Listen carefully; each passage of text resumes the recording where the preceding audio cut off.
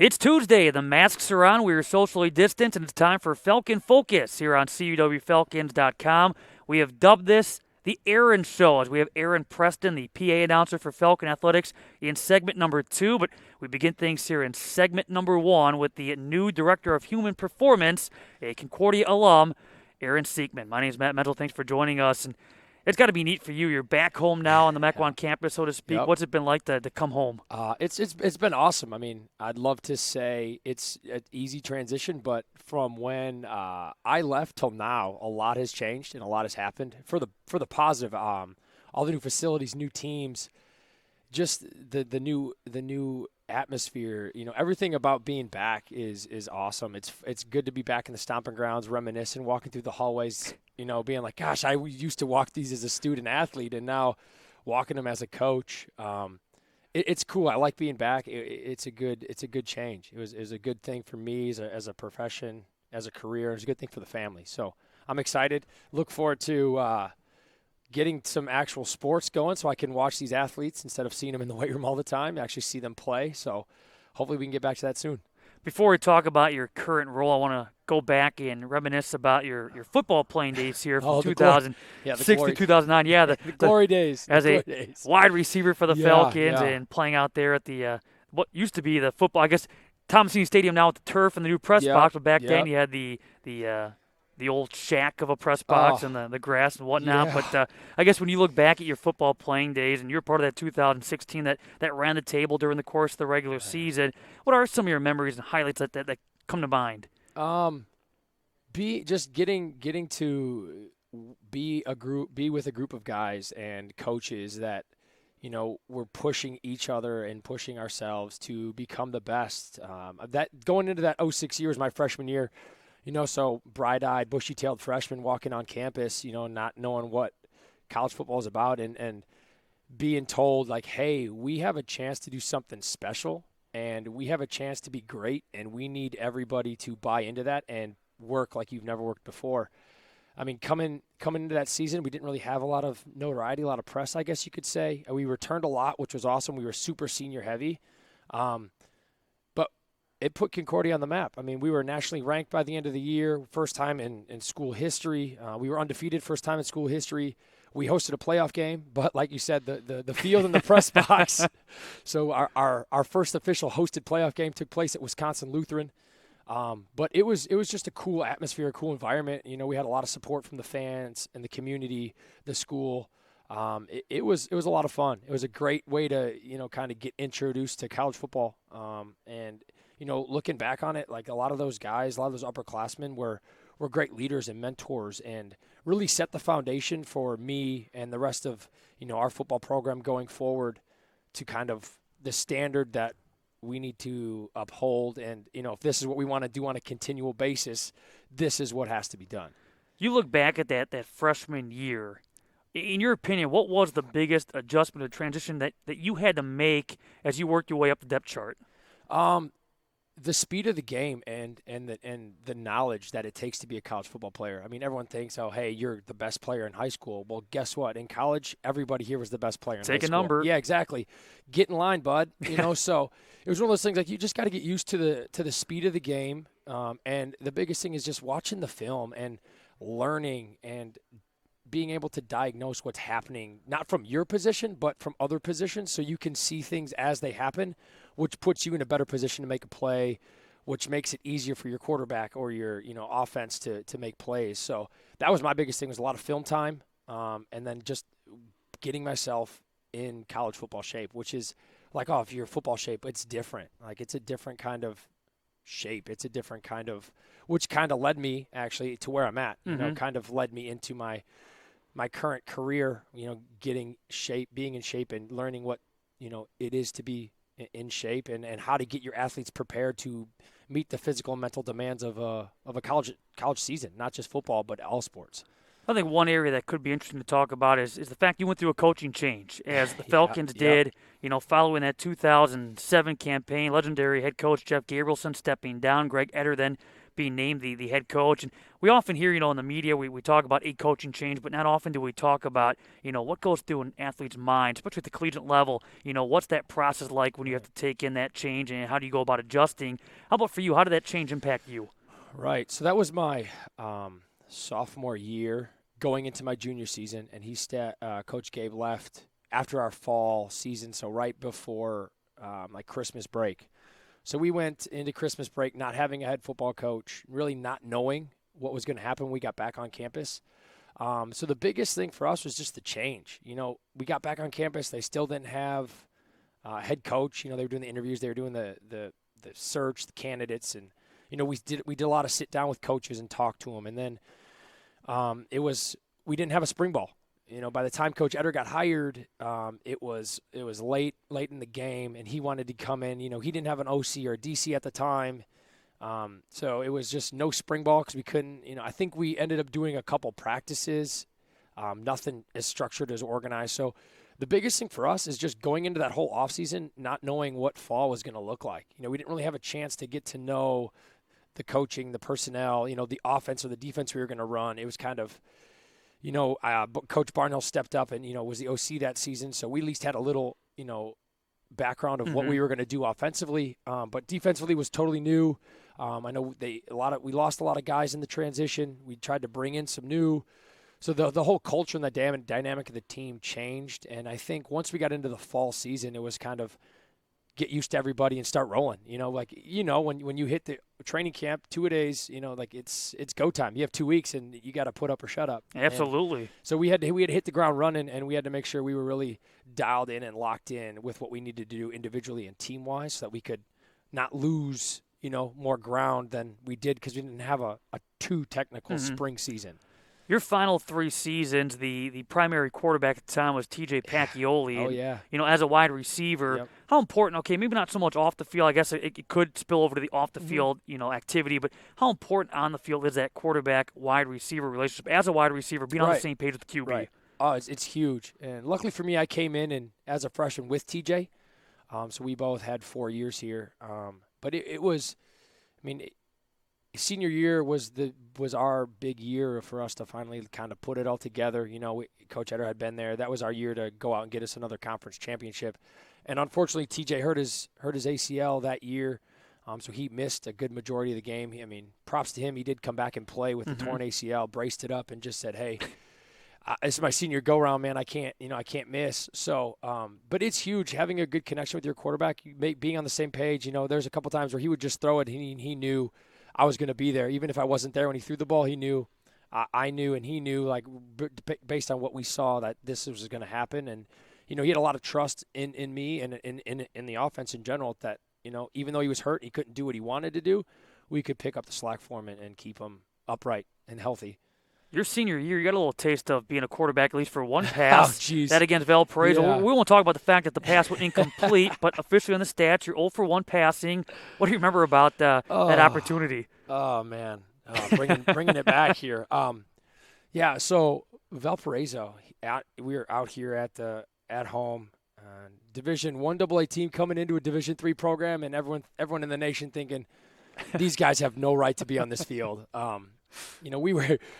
We got out there and it was just like, all right, well, we got a team to play. Let's play ball. So we lined up and we gave them everything we got. And credit to them. They weren't ready for some of the stuff we did, but credit to us. We pinned the ears back and we were just a bunch of dogs. We wanted it so bad that day. It came down to that final, that field goal. It was, I was holding. Dan Winsey was kicking, who, if you guys are familiar, Dan Winsey, probably one of the best kickers we've had all time here. He was actually my little brother, my mentor in football. And then my roommate was actually the long snapper, so we had a great combination. We were on point all season. And then, so down 20, they're up 2017. I don't know, it's about a 40-some yard field goal. It was a decent shot. We get the snap off. We kick it. Of course, they take the timeout to ice the kicker. We kick it. It goes through. Then you do the whole, all right, well, we got timeout. We walked around. We, did whatever. We lined back up and, all right, let's do this. And then it just happened in slow motion. It was just like snap came, was off, awkward, bad, and then I was trying to bobble it to get it down, and I felt Dan coming, and I just pulled the trigger, and we ran our fake, and I rolled out to our sideline, and I knew Paul Metcalf was in the wing position, and he had a corner route. I couldn't see him. I just threw the ball, and I just said, please, God, let him catch this. And it literally it hit him in the chest as one of the Velpo guys ran past him, so he kind of lost it, I think, and it hit the turf, incomplete. But that was a tough day. It blows my mind. This is 11 years ago, and the detail you have of what took place that day. And then I could tell you, I got absolutely destroyed after I threw the ball. I had a nice big mark on my arm. The dude's face mask was imprinted into my arm for a little while. Like, yeah, I remember. Then so I threw the ball. I didn't see what happened. I got smashed into the sidelines. So I was rolling on the ground. I got up, and I just heard the excitement of people like, oh, and then the letdown, and I was like, and I took my helmet off. I was mad. I smashed it. Sorry, equipment guy, but I was frustrated. I mean, we went from winning to beating we had no business being out there, kind of a game, to taking a loss. But it was to be honest with you, I think about that a lot. I'm not gonna lie. It's one of those things. You're like, God dang it, I'm man. sorry I brought it back up. It's all good. It's good to reminisce and talk. It's one of those things. Like if it went a little differently, like. We're singing a different tune. I mean, we're talking different story here, but I remember, it was a fun game. You're from Michigan. Is football what ultimately brought you to Concordia? Yeah, so I wanted to, pursue the college football thing. I wanted to get out of the house. I wanted to kind of be on my own. Living with your parents, nothing wrong with that. But at the time, I wanted to get out, do my thing, and be a college athlete and see what that all entailed. So. That led me this avenue. It was here, Concordia, Chicago, or a couple other schools in Michigan. But I felt like this was the place for me. I had a couple other teammates coming out here. So we said, hey, let's take it on together. And here we are. The rest is history. Well, you earned a degree in educational studies with a minor in health and coaching, at least here at Concordia, Wisconsin. Right. So I guess when you were done playing, I know you went, you played football beyond college. But was the goal at some point after football that the go the strength and conditioning coaching route? Because eventually you did. Yeah. No, after football got done, it's kind of one of those, you graduate and you're kind of like, what do I do? I've been an athlete my whole life. I grew up playing sports, obviously played sports here. I wanted to coach. I knew I wanted to coach, didn't know how I wanted to coach. So after I got done playing in 2009, Coach Eder let me come back and coach the receivers. I was a student assistant for that spring season. Okay. So I was like, I want to get into coaching. I thought, man, this is what I want to do. Football is where it's at. It's what I know. It's what I love. My passion. So we did the 2010, spring season, and then I graduated, and from there I went to Homestead actually and started coaching there, which was awesome. It was fun. I got to be the receiver coach, JV offensive coordinator. So I got to dabble. I got to see what coaching was all about, And then from there, I got into the strength and conditioning world, which is still coaching. I still wanted to be, a football coach. I didn't know the strength was where, I wanted to be. But after, as the years went on, I really had a passion for developing people and developing athletes. Well, you brought that up earlier, too, a little bit about, making that transition from high school to college. From a workout standpoint, from, pumping the iron to really, taking it serious, when did that start to kick in, like, how important that aspect of being an athlete is? Yeah. I really noticed it my senior year here at Concordia.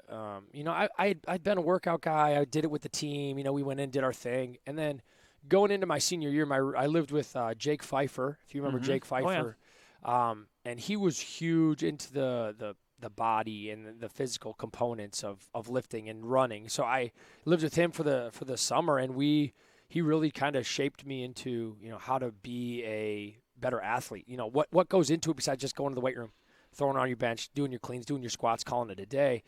He took me behind the scenes, and we did more speed agility stuff. I really felt like going into my senior year was the best I had felt physically and mentally going into I had done everything that I should have been doing.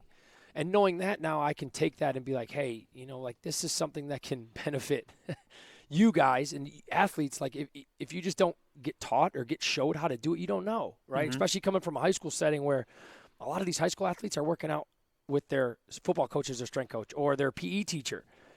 So it's they have a very limited knowledge, but they don't know what your body's capable of and how you can take it to that next level, when you can actually dial in your nutrition, do your pre-work, do your rehab, do your mobility, flexibility stuff, and then, do your speed and agility, do your conditioning, do everything like that, which kind of builds the complete package of being a college athlete. Well, you got the opportunity, to work as the strength and conditioning coach with the baseball team at MSOE. Yep. I guess, what did that role entail? What did you learn from that experience, and how did that further help you develop to where you are now? So that was, I knew still there, Steve Sample, baseball coach over there. So when I was in the private sector of the strength and conditioning world at Athlete Performance down the street in Mequon, which I got my start, I bumped into him kind of thing, and he asked me if I wanted to kind of help out and take the reins of his team because they didn't really have a strength coach at the time, and they didn't really have anything organized.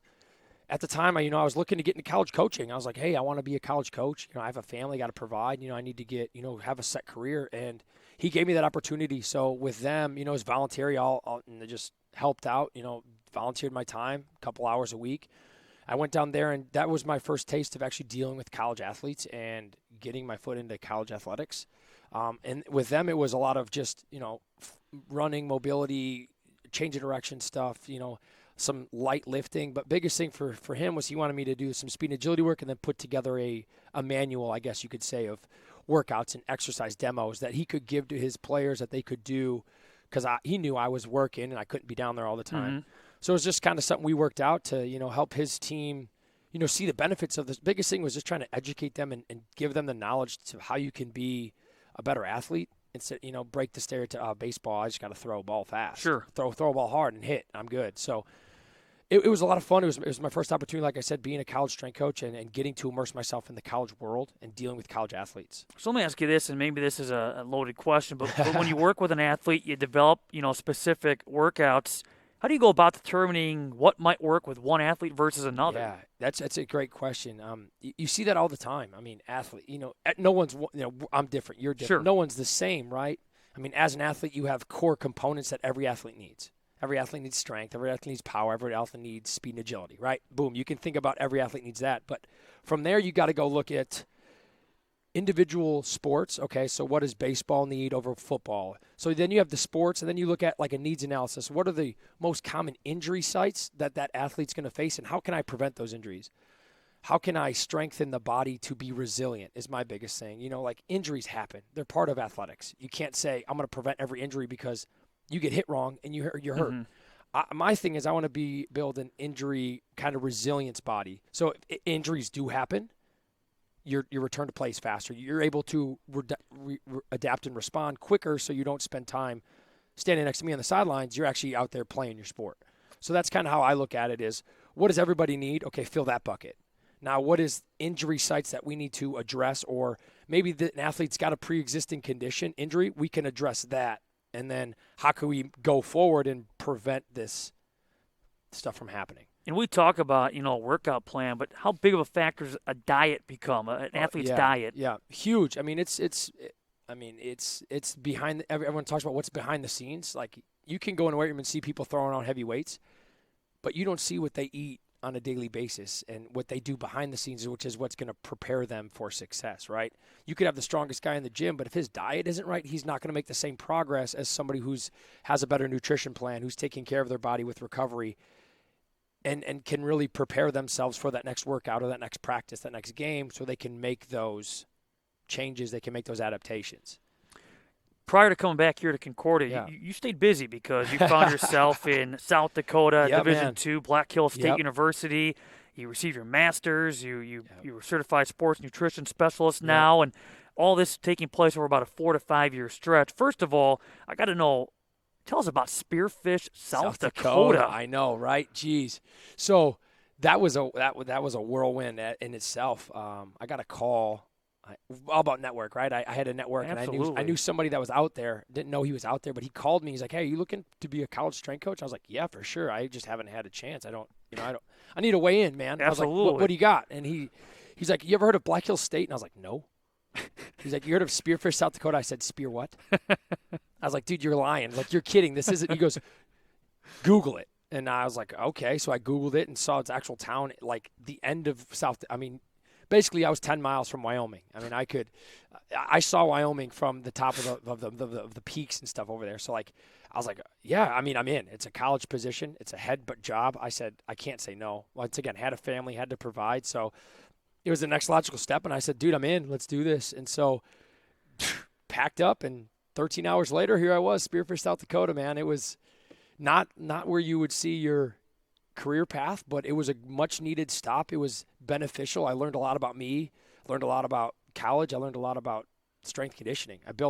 Biggest thing was I built a good network of other strength coaches in the conference that we were in, the RMAC, and was able to lean on them and rely on them for, some advice, because that was my first official, head coach position, so I walked in there once again, bright-eyed and bushy-tailed like I was a high school, or a college freshman, and was like, hey, I know how to lift. I can teach people how to lift. Let's do this. I didn't realize everything that goes behind the scenes being a head strength coach. So it was good to build a network and have people to lean on and really develop me as a coach. How have you seen, maybe from when you were an athlete to now as a coach, an athlete change? Because it seems like athletes today are bigger, stronger, faster. Not to say they weren't back then, but it at a different degree now. I mean, everybody walks in and it's like, where'd that size? You just look at them like, God, where'd that size? Like, you were just so big. Like, I remember I thought I was a big, I was like 6 foot, 180. Now I'm tiny. Everyone towers. So I don't know what's in the water around here or what's going on, but these athletes, male and female, are just so much taller. And that's the biggest thing I've noticed. And a lot of them, which is nice, is they come from either a minimal background of strength conditioning, which is good for me because then you can really help adapt and shape. And I think about it as a little ball of clay. Like, we can really shape and develop them because they don't have the background. So as soon as you get them in the weight room and start running, and they're making all these changes and adaptations, and they're getting so much better right off the jump that they're getting that buy-in. They're excited, like, oh, hey, I need to lift. I need to run. Like, this is going to help me become better, which is awesome from my perspective, is giving these athletes a chance to develop themselves coming in from a high school. But yeah, I don't know what they're eating or drinking. Like, it's just the size is just it's ridiculous. It blows my mind. Yeah, absolutely. I was like, I would have loved half of you O linemen. Where were you at? No kidding. Where were you 10 years ago? So to wrap it all up, you went from being a Yellow Jacket to being a Falcon again, and now here at Concordia last now a few months. I guess when you look at this position, this new position here at Concordia, what kind of an impact are you hoping to ultimately have? What are you hoping to accomplish here in your role as Director of Human Performance? I want to build. So my biggest thing right now is I want to just build a good culture.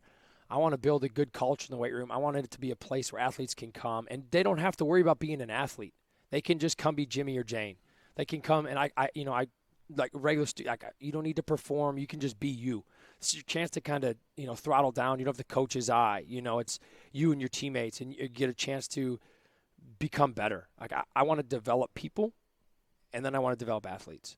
Like, I want the weight room to be a place where they learn a lot of valuable life lessons that they can take with them to be successful people in the real world, right? I want accountability, discipline, commitment, work ethic, all that stuff that when you're done being an athlete, you don't realize that you do that, a daily basis with your team. Like, your team, you got to be at meetings, you got to be at practices, you got to do all these things. That's the biggest thing I learned with being an athlete is you're held to a higher standard. And you don't realize, like, you're like, oh, it's just what I do. It's part of who I am. It's an athlete. But then when you don't have the coach blowing the whistle and saying, get on the line, or you don't have the coach saying, you better get to meetings, and now your alarm's going off at 6 a.m. to get to work, what kind of person are you going to be? Where are you at? And I want to set the tone where it's like, hey, this is a great culture. That we have a lot of fun, but we get a lot of work done. And then, you can take these skills that you're learning, whether you're learning them or not, which is the best part, right? And you can go take it and be successful after you're done being here at Concordia. Well, Aaron, appreciate the time. Yeah, welcome back. Yeah. Good stuff, and great to go back down memory lane. Even 11 years ago, it feels like we're watching the game all over again against Valparaiso. Man, Holy cow. I feel the sun. I see the wind. I see the couch crew in the back of the end zone.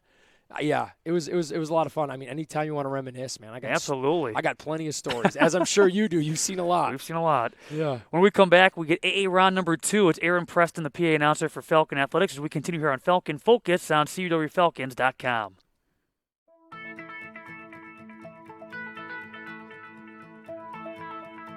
College has given me the flexibility to pursue my passions and my interests, and I've recreated my identity for myself aside from just being an athlete. My greatest personal discovery has been that I am capable of doing things that I didn't know I was capable of doing. To be able to study what I wanted to and continue to play the sport I love, all of those things came together very nicely in one package in Division III.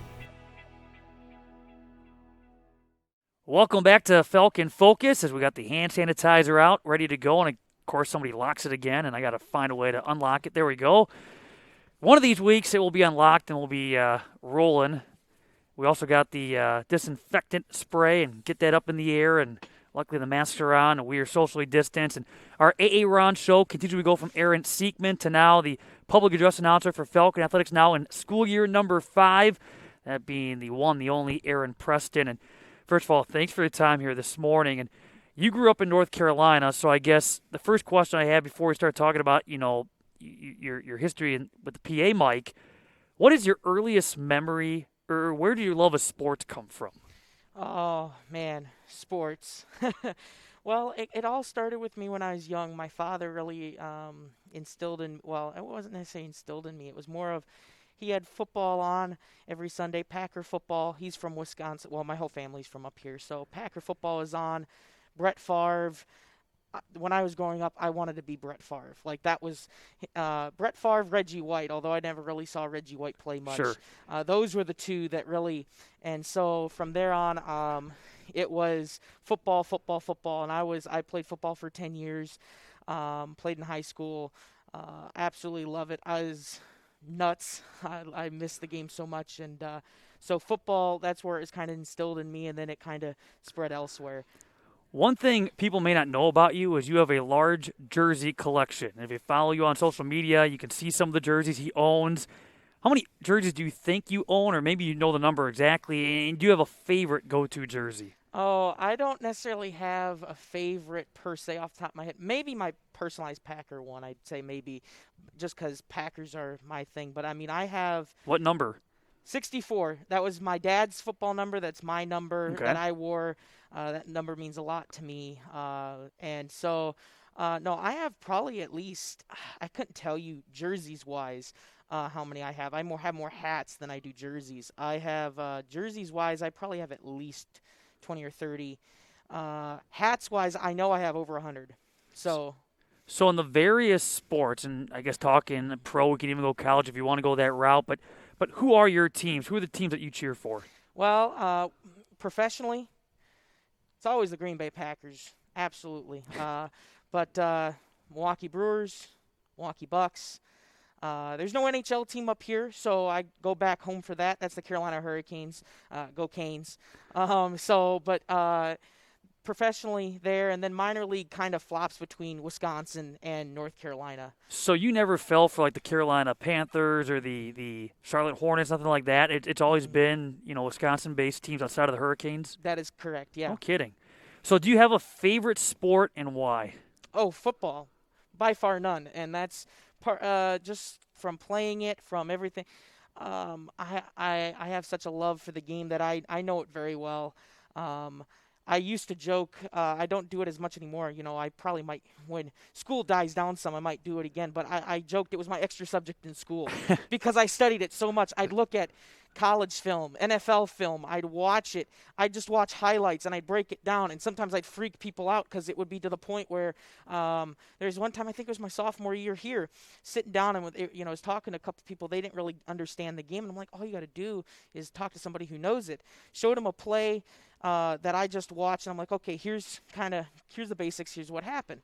And then I showed him, okay, here's a play I have not yet seen. I don't know what's going to happen, but here's what I think's going on, just breaking everything down. And so basically it was the one I didn't see was a highlight of Saquon Barkley, and it was a sweep to the outside. And I said, there's a wide receiver in motion, and then there was you had the fullback. I said, in all likelihood, knowing their system, here's what's probably happening. The wide receiver's going to go in motion. He's either going to be a lead blocker or he's going to get the handoff.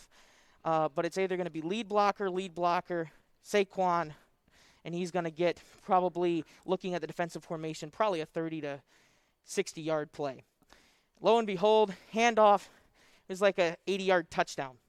So, and they were like, how did you do that? I'm like, that's what happens when you play the game 10 years. Well, I was going to ask you, so from a playing standpoint, is football the only sport you played, or did you try Correct. other sports? Okay, so 10 years. What led you into the sport of football? Just loving it from watching it. I wanted to play it, and I loved it, and it was. It's still a part of me. If you ever watch me watching a Packer game, that's not even close to how crazy I went on the field. I go nuts during a Packer game. You got to Facebook Live it. Oh, I've done that. Have you? Oh, no, I have not done that. That would probably scare people away from me. Because that's not even as crazy as I was on the field. On the field, I like to joke. Might be a little too far, but I joke. I say I probably qualified for a padded cell on the field because I was nuts. I'd yell, scream, lose my voice. I'd get it back the next day. I don't know how that works, but I was crazy. I love football. So when did you pick up the microphone for the first time and decide to try PA announcing? Well, hopefully he's either listens later or is watching now. I want to thank athletic director back at my high school, Pat Kennedy. Basically what happened is I my freshman year walked in. I didn't play football my freshman year of high school. My parents forced me to say, hey, get used to high school, all that type of thing. I hated my parents for it at the time. I now absolutely, it was the best thing for me. So I said going in, to my athletic, I found out who the athletic director was. I said, hey, if you ever need any help with anything athletics-wise, just let me know. And so lo and behold, one day I'm walking by his office and he goes, hey, Aaron, get in here. And I'm like, oh, crap, what did I do wrong? What did I do? So he calls me in and he says, hey, we're looking for a PA announcer for JV basketball. You think you could do that? I don't know if that's your kind of thing. You might have to talk with your parents about it or whatever. And you knew I was a freshman at the time because of the response I gave.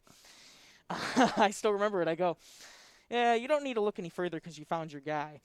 So basically from there I began learning from Coach Kennedy, as well as hopefully he watches as well. Probably one of my biggest mentor and friends when it comes to PA, Mr. Brian Pate. And he helped me learn a lot, and then I just kind of took off on my own. I was going to ask you if you seeked advice. So how did that first game go? I mean, did you know what you were doing by the time that first game rolled around?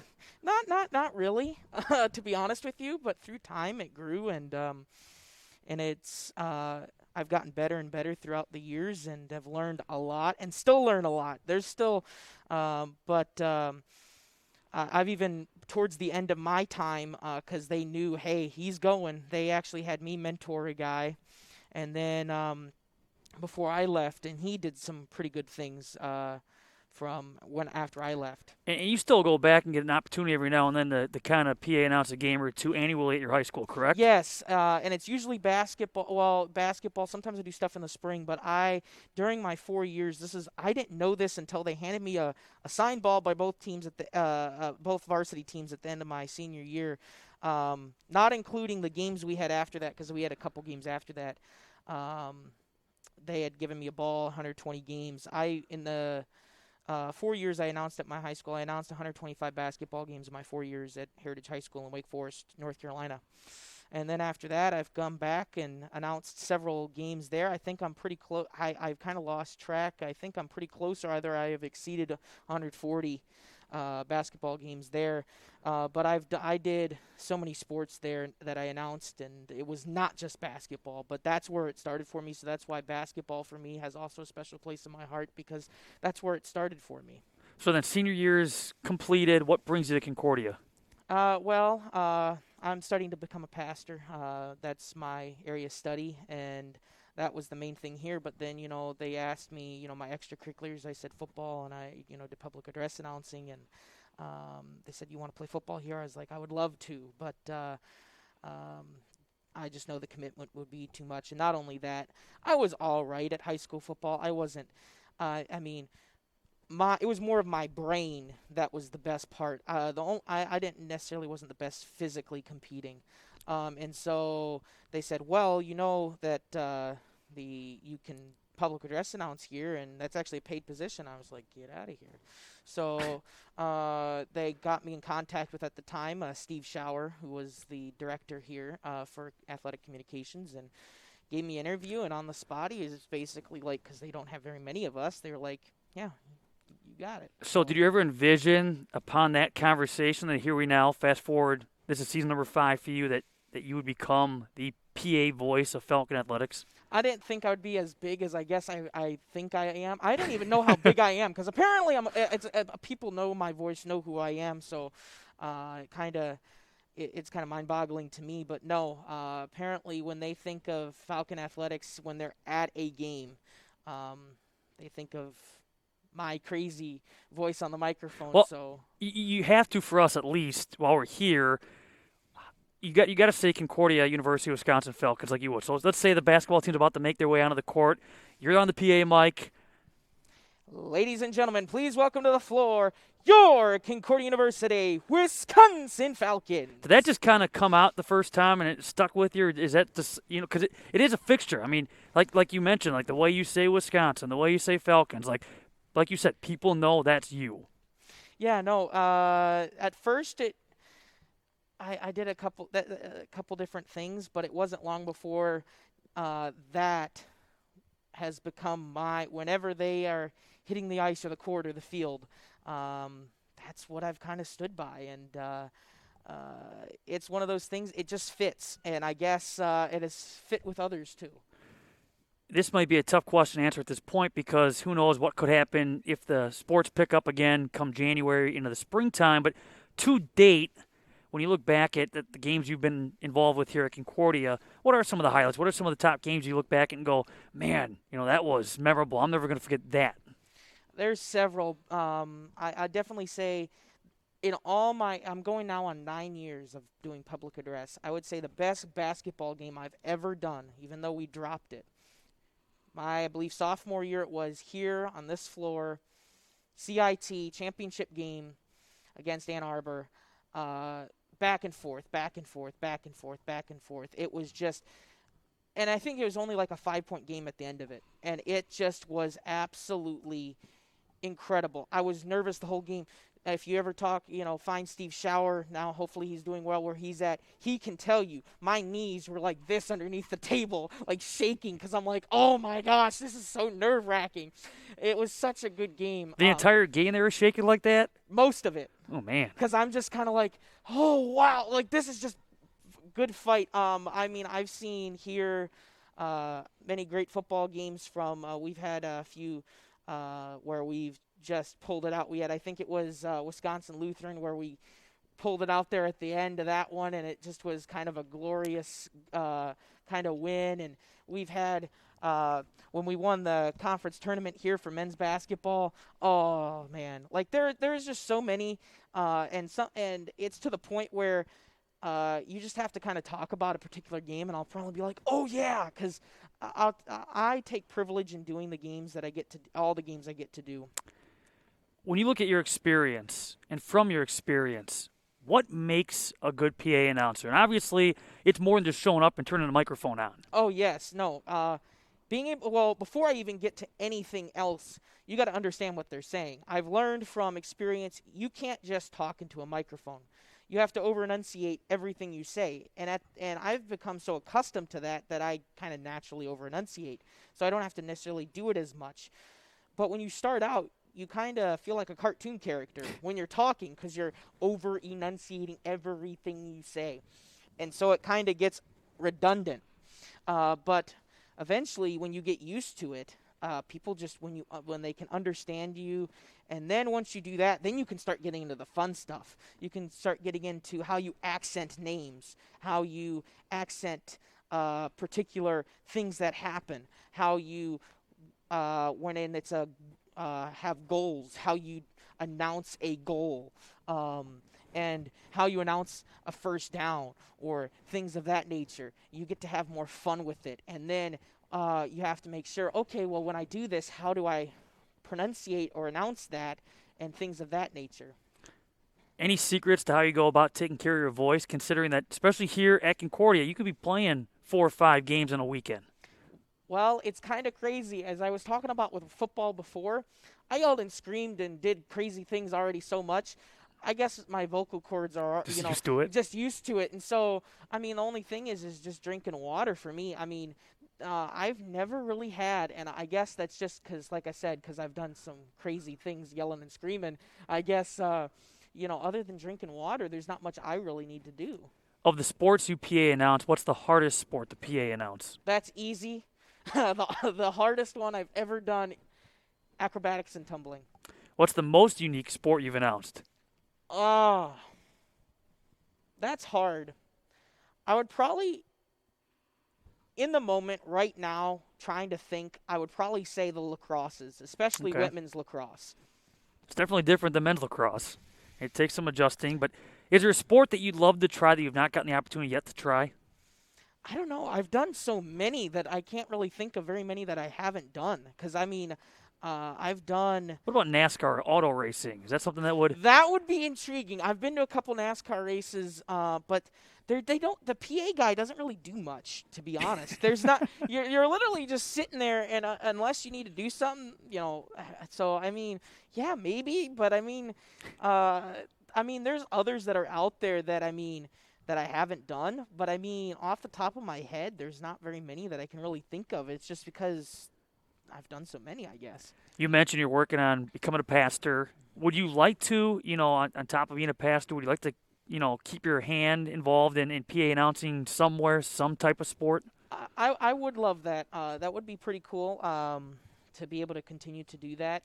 Because, I mean, most PA announcers, for those that may be watching that might not know, most PA announcers, that's not their full-time job. There's very few of them. The only few that there are is, they're top of the top, and they're kind of doing, big-name teams. So, most of those guys have some other job. So I wouldn't be opposed to it.